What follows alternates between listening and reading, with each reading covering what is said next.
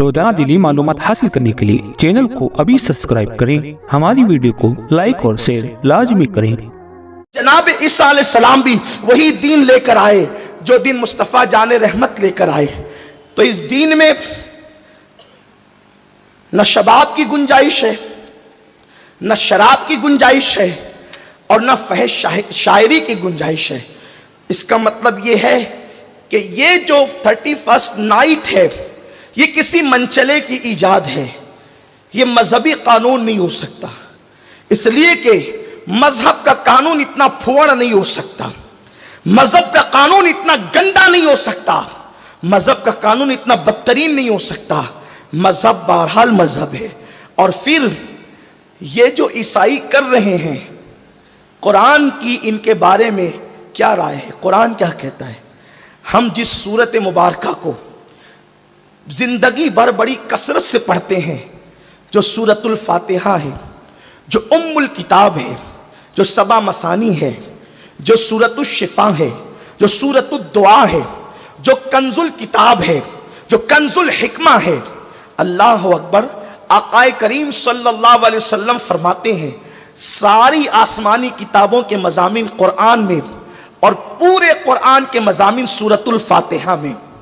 اس سورہ فاتحہ میں اللہ نے یہود و نصارہ کی گندگی کو بیان فرمایا، حالانکہ اس دعا کو اللہ نے اس سورت مبارکہ کو خاص کیا دعا کے لیے، اسی لیے اس کا نام سورت الدعا بھی ہے، سورت السوال بھی ہے، مفتاح الکتاب بھی ہے۔ تو اللہ تبارک و تعالیٰ اپنے بندوں سے کثرت سے جس سورت کو پڑھوانا چاہتا ہے یہ سورہ مبارکہ۔ حضرت محبوب الہی نظام الدین اولیاء رحمت اللہ تعالیٰ علیہ فرماتے ہیں اگر کسی کی دعا قبول نہ ہوتی ہو تو وہ سورت الفاتحہ کو اس طرح پڑھے، جس نیت کے ساتھ پڑھے گا فوراً قبول ہوگی۔ بسم اللہ الرحمن الرحیم الحمدللہ رب العالمین الرحمن الرحیم الرحمن الرحیم الرحمن الرحیم مالک یوم الدین ایاک نعبد و ایاک نستعین اہدنا الصراط المستقیم صراط الذین انعمت علیہم غیر المغضوب علیہم ولا الضالین آمین آمین آمین۔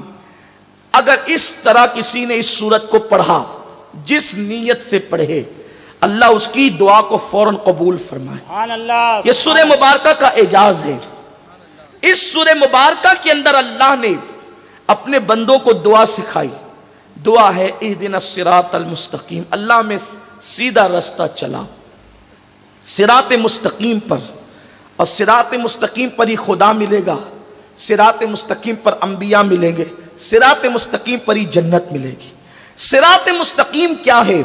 تو قرآن اس کو کھولتا ہے، صراط الذین انعمت علیہم، نبیوں کے رستے پر چلا، صدیقین کے رستے پر چلا، شہداء کے رستے پر چلا، صالحین کے رستے پر چلا۔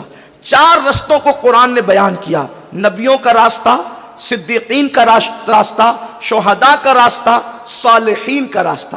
یعنی جس راستہ تم چل رہے ہو، اگر تمہیں پتہ کرنا ہے کہ یہ راستہ صراط مستقیم ہے یا نہیں، تو پہلے دیکھو یہ نبی اس راستے پر تھے کہ نہیں تھے۔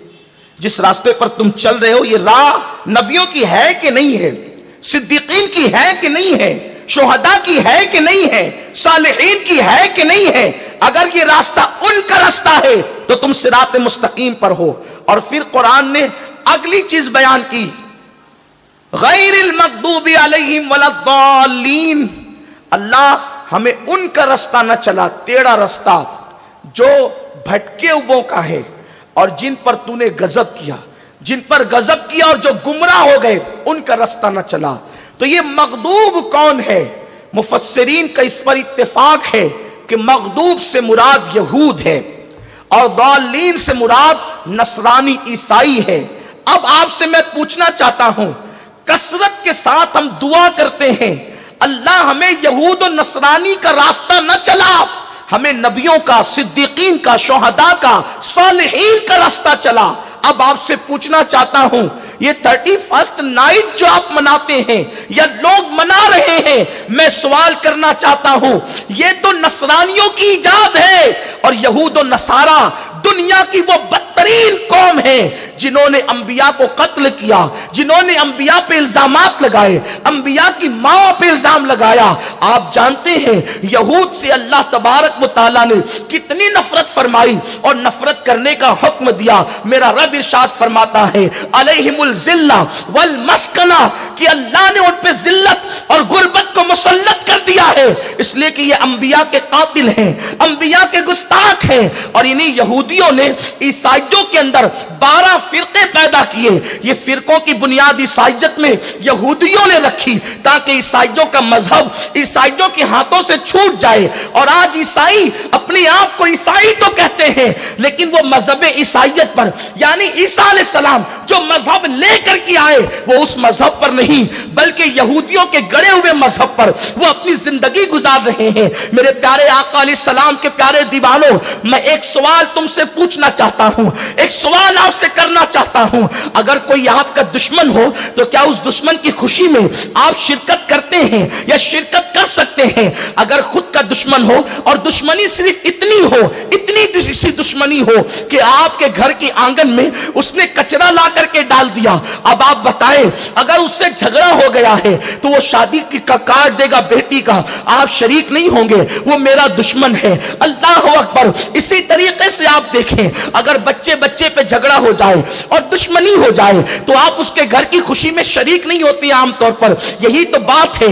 लेकिन आओ ईसाइयों की खुशियों में शरीक होने वालों, 31st नाइट मनाने वाले उन नौजवानों से मेरी गुजारिश है, ऐ मेरी कौम के जवानों, अगर ईमानी गैरत तुम्हारे अंदर मौजूद है, तुम्हारा मजहब तो ये कह रहा है कि अल्लाह हमें ईसाई और यहूदी को रास्ते पर न चला, लेकिन फिर भी अगर इस्लाम इतनी बात करता तो यकीनन हमारे लिए यही काबिल अमल थी।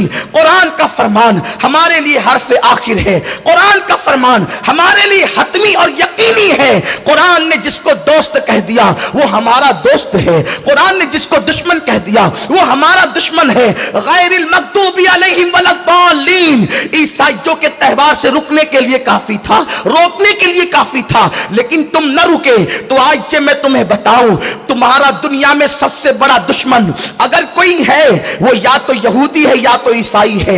और अब तो यहूदियों से बढ़कर ईसाई जो है वो तुम पे जुल्म कर रहे हैं। कहां है वो नौजवान, उनके कानों तक के मेरा दर्द दिल पहुंचा दिया जाए, फकीर बेनवा की सदा पहुंचा दी जाए।